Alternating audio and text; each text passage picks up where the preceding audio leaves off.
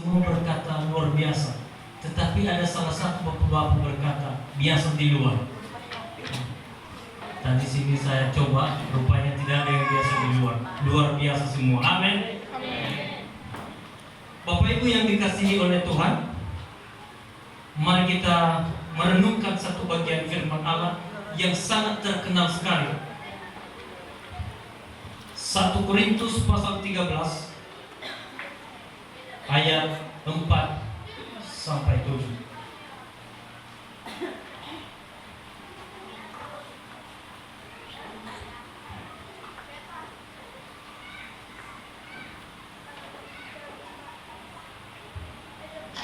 1 Korintus pasal 13 ayat 4 sampai 7. Dengan judul perikop yang disediakan oleh LI, yaitu kasih. Kita baca silih berganti. Saya baca ayat genapnya, Bapak Ibu Saudara baca ayat ganjilnya, sampai kita bersama-sama di ayat 7. Sudah dapat semua, amin? Kita mulai. Kasih itu sabar, kasih itu murah hati, ia tidak cemburu, ia tidak memegahkan diri dan tidak sombong. Ia tidak melakukan yang salah dan tidak mencari keuntungan diri sendiri. Ia tidak marah dan tidak menyimpan kesalahan orang lain. Ia tidak bersuka cita karena keadilan, tetapi karena kebenaran. Kita sama-sama. Ia menutupi segala sesuatu, percaya segala sesuatu, mengharapkan segala sesuatu, sabar menanggung segala sesuatu. Puji nama Tuhan. Kalau boleh saya tanya, dalam minggu ini ada yang merayakan hari Valentine Days?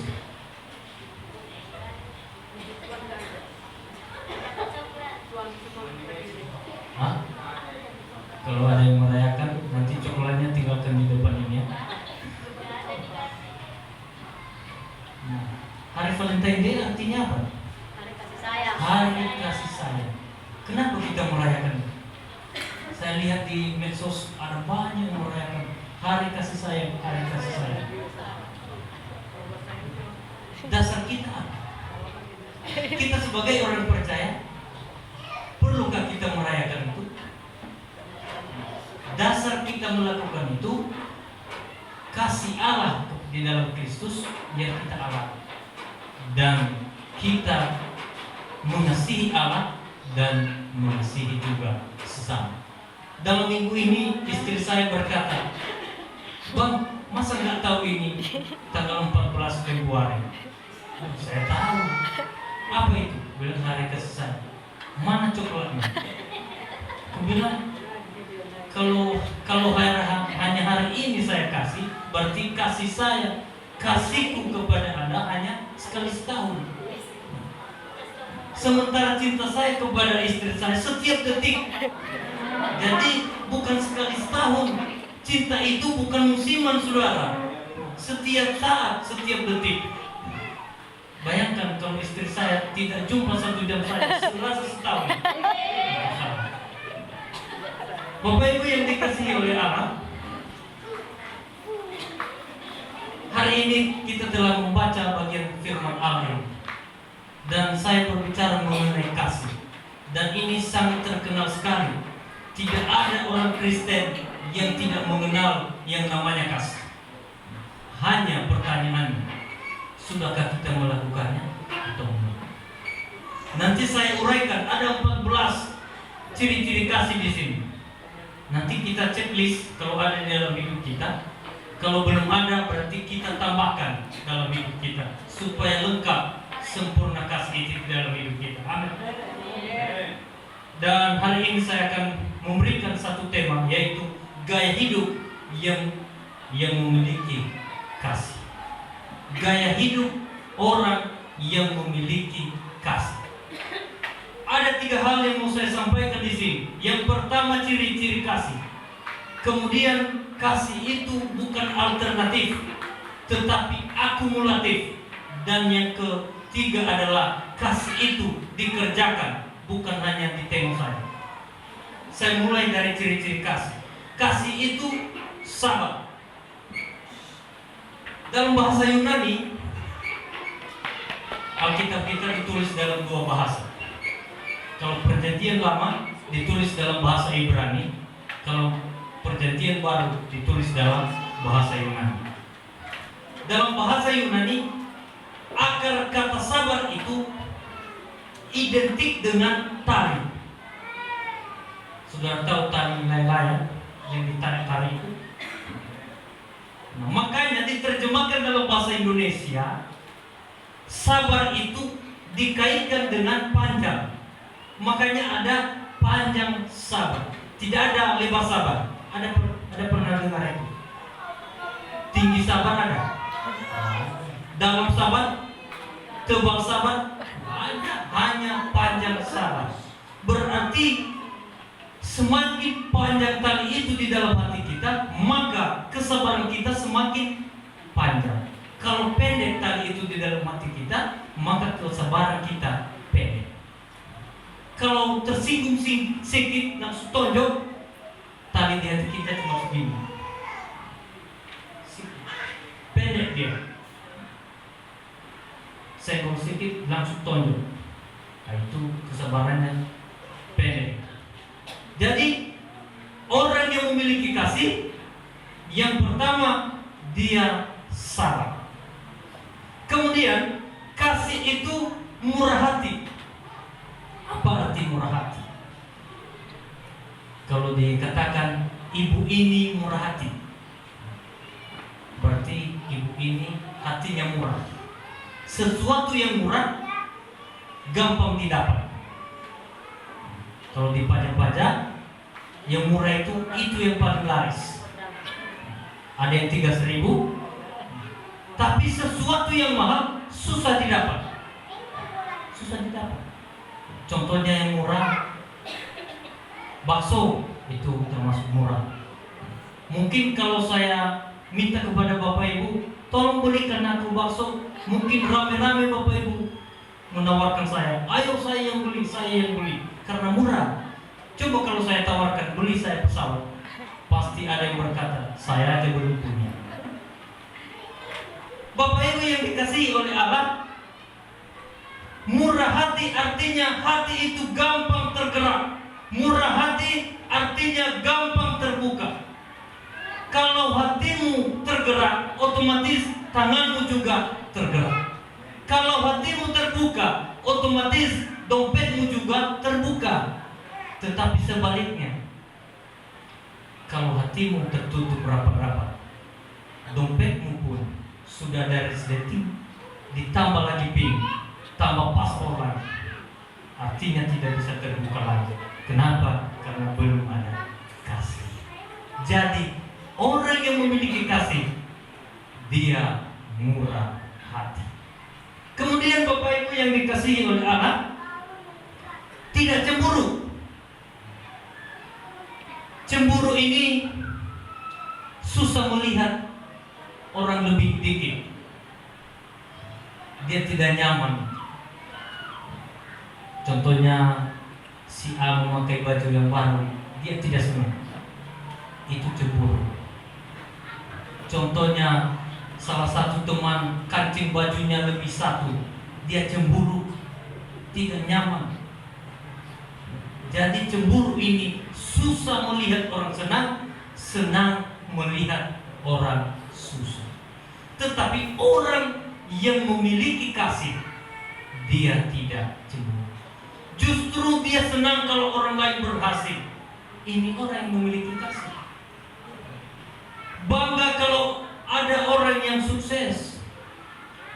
Bukan dia berusaha bagaimana menjatuhkannya, sampai dia berguru ilmu untuk menjatuhkan orang lain. Karena ada rasa cemburu, iri hati di dalam hidup. Jadi saudara-saudara, saya lihat yang ada di tempat ini, satu orang pun tidak ada yang cemburu di tempat ini. Amin. Karena semua kita di tempat ini sudah memiliki kasih Kristus. Amin. Yang tidak mengatakan amin berarti masih cemburu. Kemudian Bapak Ibu yang dikasihi oleh Allah, seterusnya ia tidak memegahkan diri dan tidak sombong. Memegahkan diri dan tidak sombong itu kata yang sangat berdekatan. Sombong kan di dalam hati. Memegahkan diri adalah action, artinya menunjukkan kesombongan saya. Contohnya, saya sombong, saya menunjukkan kesombongan saya. Orang lain kan kita melihat dia sombong karena actionnya, karena dia menunjukkan kesombongan. Jadi memegahkan diri dan sombong itu satu paket. Ada juga orang sombong tapi tidak mau memegahkan diri, artinya tidak mati saja dia sombong. Tetapi ada orang juga satu paket ini, dia sombong dan langsung memegahkan diri. Kalau dia meremehkan orang lain, dia tunjukkan dari perbuatannya. Jadi orang yang memiliki kasih, dia tidak sombong dan tidak memegahkan diri. Kemudian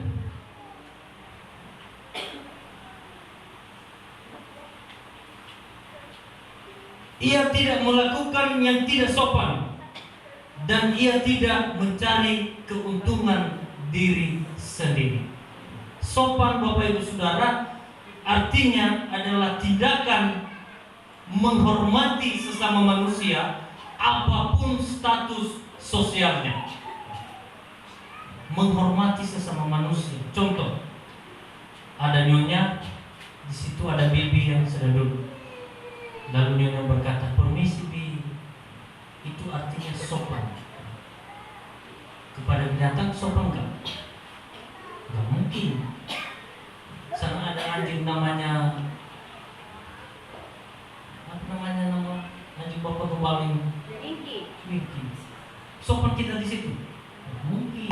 Permisi Winky, mau 1000 kali pun tidak peduli dia. Jadi sopan ini diterapkan kepada sesama manusia tanpa memandang status sosialnya. Jangan anggap bahwa orang ini miskin, cacat, sakit-sakitan, ini tidak perlu dihargai. Jadi Bapak Ibu yang dikasihi oleh Allah, orang yang memiliki kasih menghormati orang lain tanpa memandang status sosial. Dan diharapkan di tempat kita ini, di satu jemaat kita di tempat ini, menghormati satu sama lain tanpa membeda-bedakan status. Jangan pandang status, jangan pandang bulu, jangan pandang rupa. Oh ini ganteng, ini perlu saya hormati. Oh ini jelek, oh ini tidak perlu dihormati. Oh ini koordinator kerohanian, oh perlu dihormati di gereja ini. Ini seksi sibuk, oh tidak perlu dihormati. Seksi sibuk, tidak ada apa-apanya. Jadi Bapak Ibu, mulai dari yang kecil sampai yang besar, belajar menghormati orang lain. Itu pertanda kalau kita sudah memiliki kasih. Kemudian tidak mencari keuntungan diri sendiri. Ini berbicara mengenai keegoisan. Egois, tidak mau rugi. Tapi saya percaya kita semua di tempat ini tidak ada yang mementingkan diri sendiri, tidak ada yang mencari keuntungan sendiri. Orang yang egois, kalau ke gereja aja dia perhitungan. Dia perhitungan, ke gereja berapa jam? 2 jam. Wah, rugi waktu. Beri persembahan lagi, udah berapa kerugian saya? Jadi begitu orang yang selalu mencari keuntungan untuk diri sendiri, itu hanya untuk dirinya sendiri, tidak mau egois. Jadi orang yang memiliki kasih Bapak Ibu tidak mencari keuntungan diri sendiri. Kemudian ia tidak pemarah dan tidak menyimpan kesalahan orang lain. Ini kata yang sangat berhubungan. Pemarah dan menyimpan kesalahan orang lain. Ada juga marah tapi tidak dendam. pemarah, ini yang dilarang oleh Alkitab. Boleh marah, tapi jangan sampai matahari tertulis di mana? Di Alkitab. Pas. Perkara kita selesai. Itu jawaban yang paten. Saya sudah pernah berkhotbah pada ibadah Muda-Mudi. Ada salah satu teks saya sampaikan. Tanya tertulis di mana? Katanya di Alkitab. Saya tidak bisa berkutip. Sudah jelas itu. Bapak Ibu yang dikasihi oleh Allah, Dia tidak pemarah.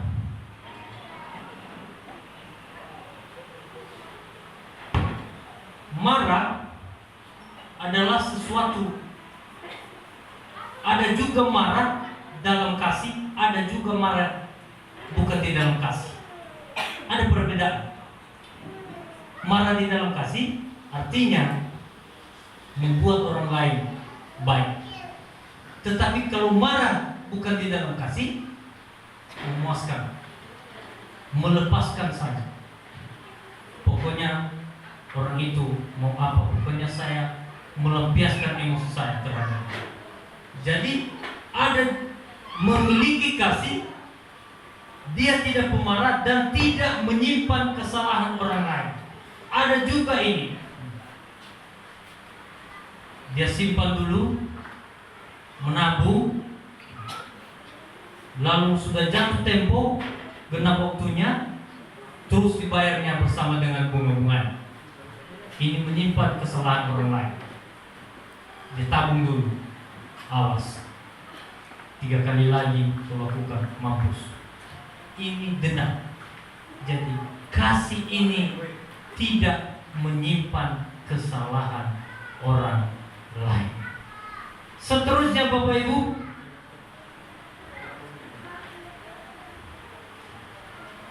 ia tidak bersukacita karena ketidakadilan, tetapi karena kebenaran. Dan ini yang paling sulit di negeri kita ini. Ada banyak orang yang tidak adil. Jangankan jauh-jauh, jangankan kita ke Kapolri sana untuk melihat ketidakadilan. Setiap hari kita temukan ketidakadilan. Saya mau tanya, dalam minggu ini berapa kali kita menerobos lampu merah? Tidak ada ya? Berarti semua kita di sini ada. Oh, tidak pernah lewat lampu merah. Ini contoh kecil saja. Ada banyak yang tidak adil dan tidak benar. Sekarang ada banyak kebalikan. Ormas justru bangga orang melihat ketidakbenaran, bahkan bangga orang melakukan yang tidak adil. Contohnya di lampu merah saja. Kalau yang kita kenal, lampu merah berhenti, hijau jalan, kuning hati-hati. Tapi sekarang sudah berubah Bapak Ibu Saudara.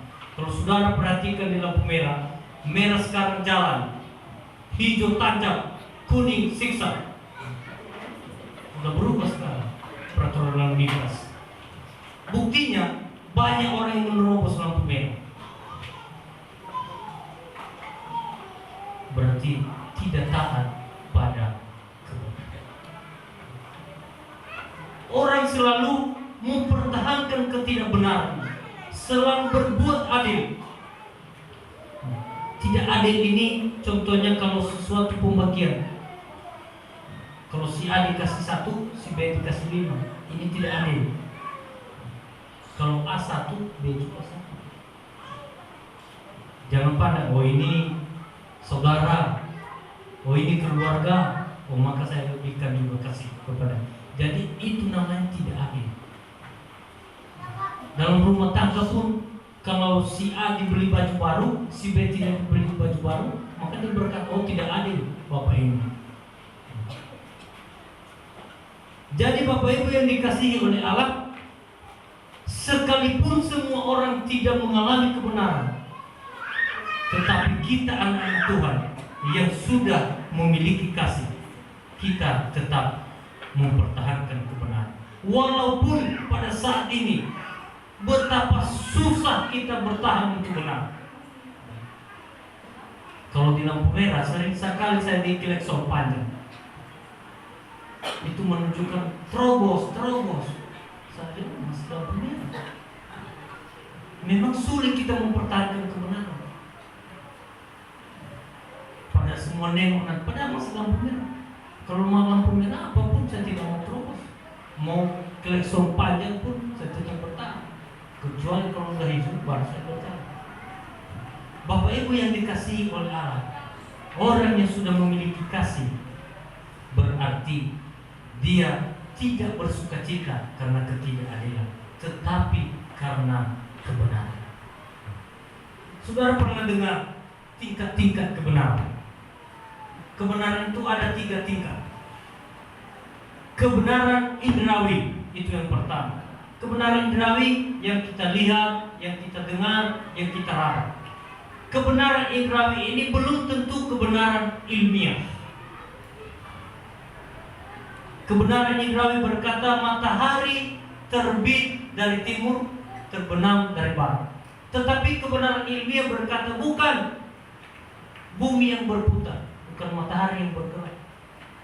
Tetapi kalau kita lihat secara pandangan kita, matahari yang bergerak. Tetapi ilmiah berkata, oh tidak, bumi yang bergerak. Kemudian kebenaran yang ketiga adalah kebenaran ilahiyah, dan ini kebenaran yang sesungguhnya.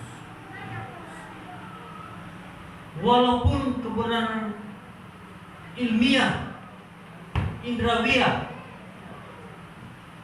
tidak sepaham dengan ilahiyah, tetapi kita percaya bahwa kebenaran ilahiyah lebih benar. Contohnya, air jadi anggur. Kalau secara ilmiah itu tidak yakin kita, tetapi karena itu kebenaran ilahiyah, maka itu benar. Yesus memberikan makan orang 5.000 orang. Berapa ikan?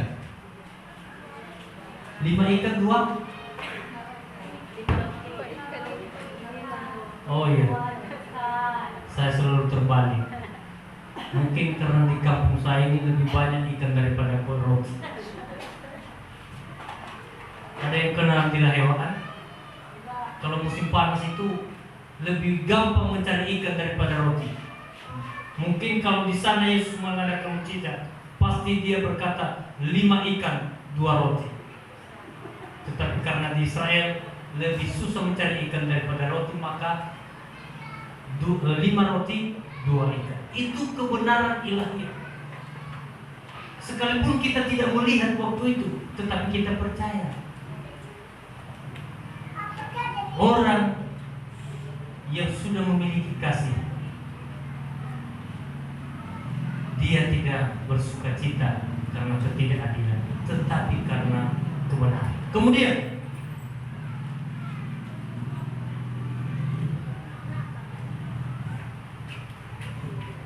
ia menutupi segala sesuatu.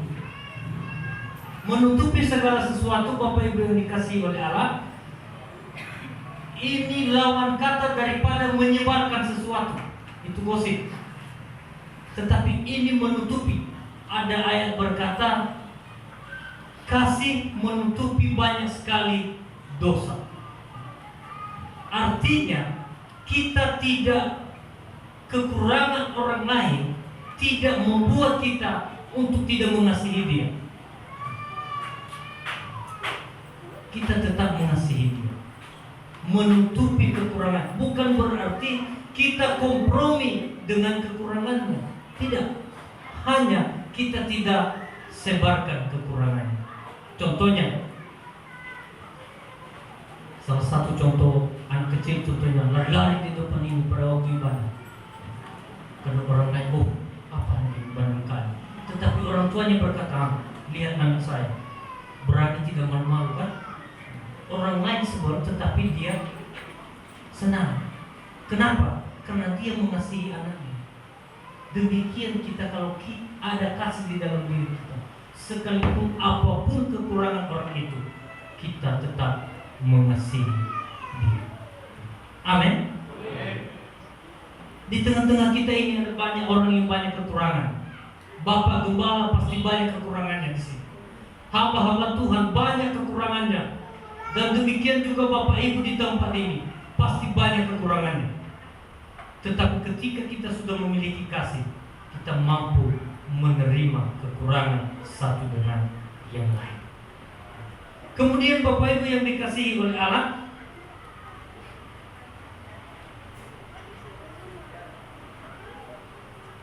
percaya segala sesuatu. Percaya segala sesuatu. Ini kita mulai dari pemikiran positif. Berpikir positif terhadap orang lain. Kita mulai dari percaya. Contohnya, kalau kita berpikir negatif, orang bawa kereta 5 kali lalu di depan rumah kita. Kalau kita berpikir negatif, maling ini jangan-jangan.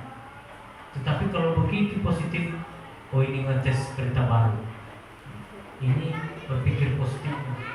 Jadi menurut ilmu dokter Bapak Ibu, kalau orang lebih cenderung berpikir negatif, maka yang lebih berperan dalam hidup lain adalah otak sebelah kiri.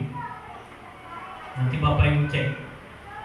Tetapi kalau dia selalu berpikir positif, maka yang otak yang lebih berperan dalam hidupnya adalah otak sebelah kanan. Orang senyum, dia tanggapi negatif. Oh, jangan-jangan mengejek saya. Apakah karena tebal badan saya hari ini? Dia senyum sama. Itu pikiran positif, negatif. Coba kalau berpikir positif. Oh, dia senyum karena saya cantik hari ini.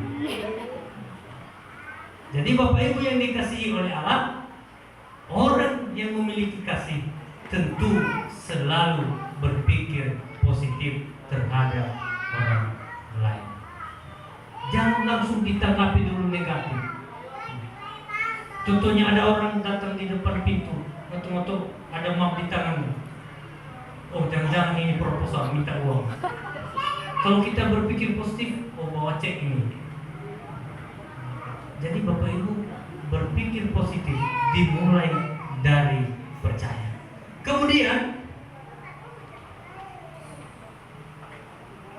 mengharapkan segala sesuatu. Mengharapkan segala sesuatu ini berbicara mengenai pengharapan.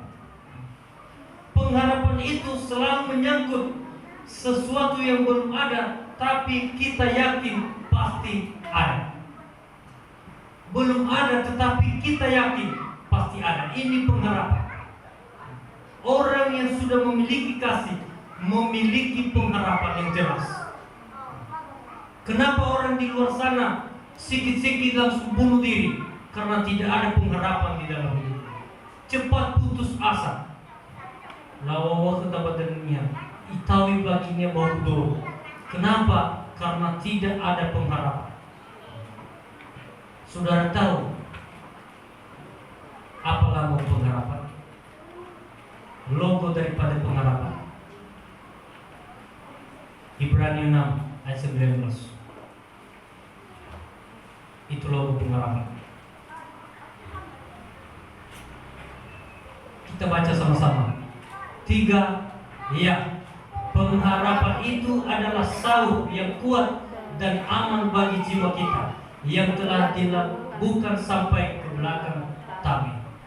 Pengharapan itu adalah sauh. Apa itu sauh? Menurut kamus, sauh itu terdiri dari besi dan rantai. Angker. Bapak Ibu tahu angker?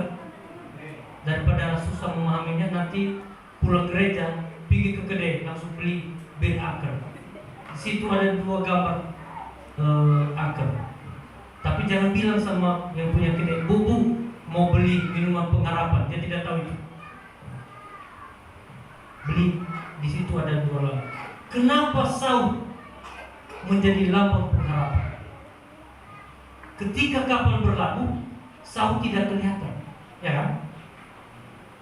Tetapi ketika ombak menerjang kapal, ketika arus menyeret kapal, cengkeramannya terasa.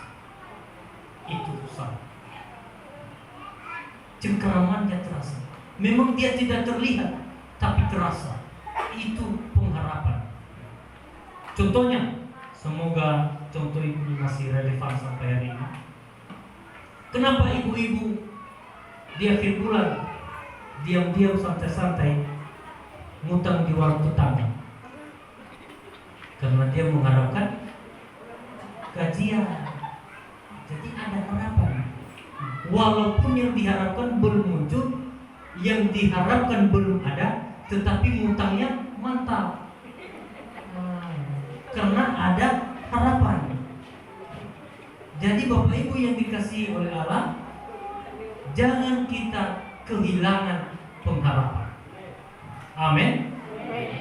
Sekalipun kita mantap mengutang karena kita memiliki pengharapan, karena tanggal muda ada gajian.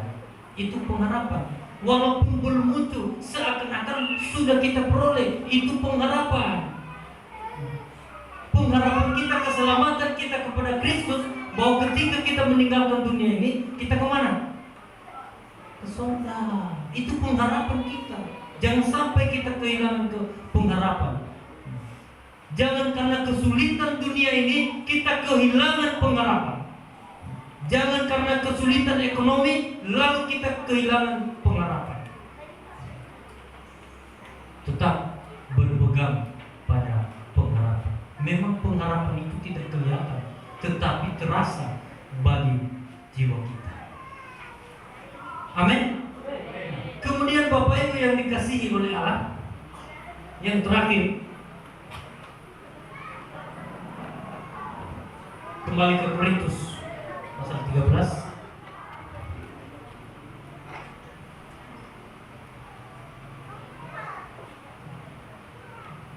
Percaya segala sesuatu, mengharapkan segala sesuatu, sabar menanggung segala sesuatu.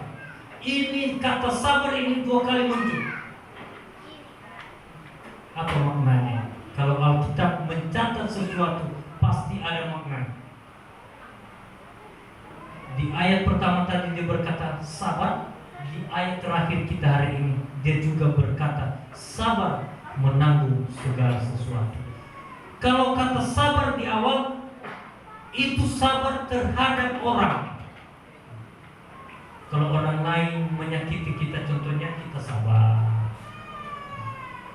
Kalau orang lain PHP-i kita, kita sabar. Elus-elus dada, karena kita sudah memiliki kasih. Sabar.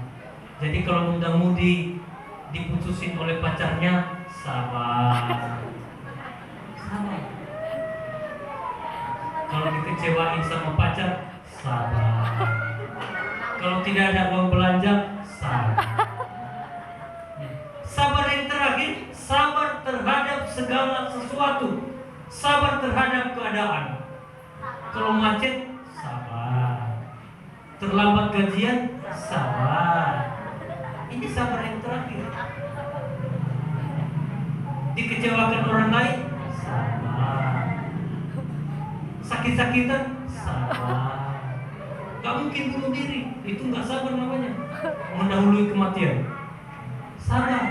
Apapun resiko yang kita alami, apapun keadaan yang kita alami, kita sabar. Itu sabar yang terakhir. Jadi orang yang memiliki kasih, gaya hidupnya selalu sabar terhadap segala sesuatu. Kemudian Bapak Ibu yang dikasihi oleh Allah, itu poin yang pertama, ciri-ciri kasih. Yang kedua, ciri-ciri kasih ini ada 14. Ini bukan hanya ditengok saja, dibaca saja, didengar saja. Ini sifatnya adalah kata kerja.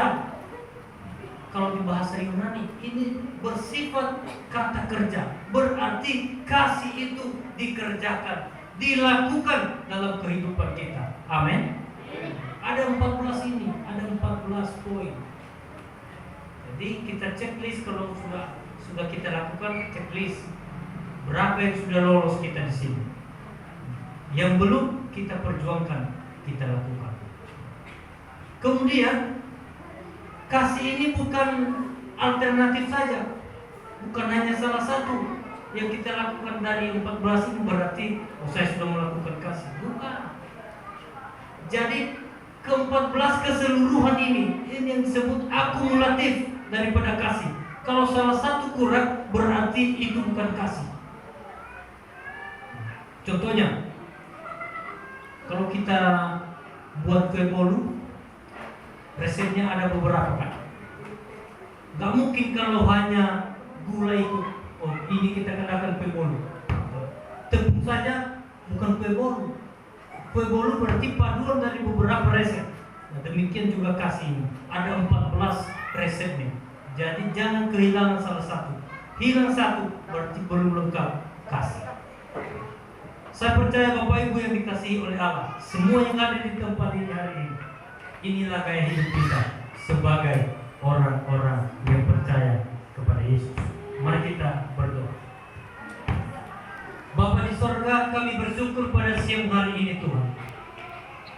Jikalau Tuhan memberikan kami kesempatan yang indah untuk merenungkan satu bagian firman-Mu hari ini ya Tuhan, mengingatkan kami tentang kasih, supaya ini boleh kami aplikasikan dalam kehidupan kami setiap saat. Tuhan, ampuni kami jikalau kadang-kala kami lalai untuk melakukan hal ini Tuhan. Tetapi firman-Mu hari ini mengingatkan kami kembali, supaya kasih ini boleh kami lakukan dalam kehidupan kami. Tuhan, tolong kami, mampukan kami untuk melakukannya. Kalau hanya kemampuan kami secara manusia, kami sangat terbatas Tuhan. Tetapi kami rindukan kuat kuasa Roh Kudus yang mengajarkan kami, mengingatkan kami, dan menolong kami untuk melakukan kasih ini. Di dalam nama Yesus Tuhan, kami telah berdoa dan mengucap syukur kepada Bapa di sorga. Amin. Selanjutnya saya serahkan